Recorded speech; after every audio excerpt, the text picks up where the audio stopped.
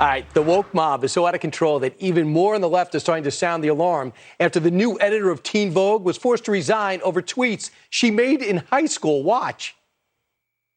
Enough is enough. This is not all about left and right. And perhaps as a standard of inoffensive perfection, it's impossible to meet. No one wins in the purity wars. No one wins. Not just what you do now, it's anything you've ever done. Not just what you say, it's what you listen to. They can get you for that. You know, they're both right. But how did it start? Dana Loesch, nationally syndicated radio host, and Jason Rantz, also a great radio host from Seattle with KTTH. How did it get like this, Dana? Now all of a sudden, the left are blowing up themselves with a format that they coined. Yeah, no, Brian, you're absolutely right. It's the neo-Puritan movement. It's the new little Puritans that are running culture in America. And the crazy thing is, you play that audio from Brian Stelter. It's that he's kind of a hypocrite on this. I actually agree with him on, there's no purity test anybody's ever going to pass. But I would like to point out that his network, didn't they play into this with the whole Nick Sandmann situation? Didn't they go after and try to cancel a teenager and they got in trouble with it? Weren't they also quiet on this exact same editor when her boyfriend tried to go and cancel a reporter because that reporter was asking questions on that Biden staffer's relationship with this, editor? So they're not consistent with it. I think they're hypocrites. He's a hypocrite on this at least. But them's the rules. And they only object to it, Brian, when people of their own ideology are caught up in it. And Jason, remember Jimmy Kimmel found himself doing a few skits with blackface, and Jimmy Fallon as well. Jimmy Kimmel took the summer off and hoped it would go away. And you know what? It did, but it definitely scared him for a while.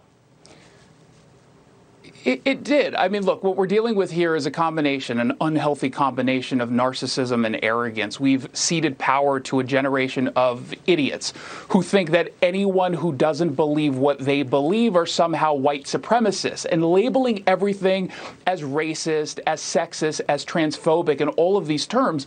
What it has done is created this culture mob where people overreact. They go from 0 to 60 within 2 to 3 seconds instead of pausing and thinking about the comments that were made or positions that were taken, the context in which they were taken. But because we've taught everyone to effectively get very, very angry very, very quickly, labeling people white supremacists, everyone would want to basically cancel an actual white supremacist. Yeah. And so they've created this instinctive reaction that I think is incredibly unhealthy. Absolutely. And I think it's got to stop, and hopefully it will. But corporations have to decide to stand behind people for things they did in junior high school. That would be a start. All right, let's talk about something I didn't like seeing, and that is Joe Biden trying to get up those stairs. He fell 3 times. I saw radio silence with that. But it wasn't the first time we saw a president do something controversial. The first one I remember was the best athlete to ever hold the office, Gerald Ford. Remember this. Gerald Ford was not somebody who oftentimes in front of people would be standing. He got a reputation of falling. Yet he was a starting center on the Michigan football team for 2 years, captain. And he was a boxing coach in graduate school. And he was great golfer. But he had that reputation. And this is the way we handled it as a country. Chevy Chase had fun with it. Watch. Ladies and gentlemen, the President of the United States.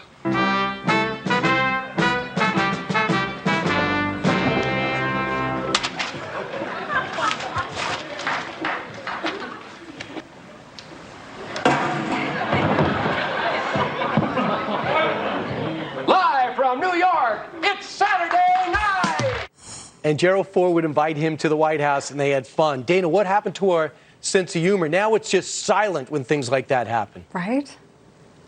Yeah, that's a great point. That's back when you could be funny. You could be funny and people could laugh at themselves and they didn't take themselves too seriously and they could see the humanity in the other person. But you can't do that now. In fact, the only people that you can make fun of are conservatives and libertarians and Republicans. But if you try to have a joke at a Democrat's expense, oh my gosh, you're pick something, pick a name, pick some kind of pejorative. You're a bigot or sexist or something.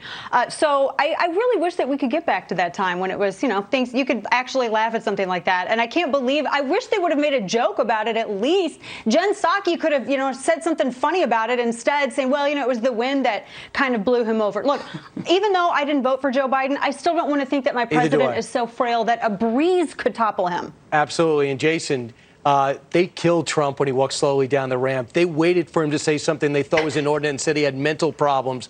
And they used to mock him endlessly on SNL. They actually quoted the SNL writers saying nothing really that funny about Joe Biden. Is that possible?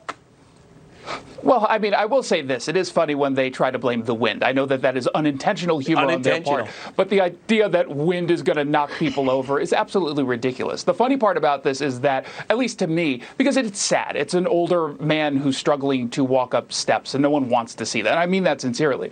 But this was the guy who was constantly talking about his masculinity, how he could beat people up. How many people did he threaten to beat up on the campaign trail? Donald Trump twice. He was asking people to fight him, and clearly he's not able to handle it. Although if you whiff one of the shots you take at him, you're just making a right cross and you miss. Well, the breeze will knock him over. That will be very, very true. We'll see what happens from here. And remember, he talked about the steps he took. He compared himself to Trump going up steps. Remember that. So I guess, I don't know, kind of karma.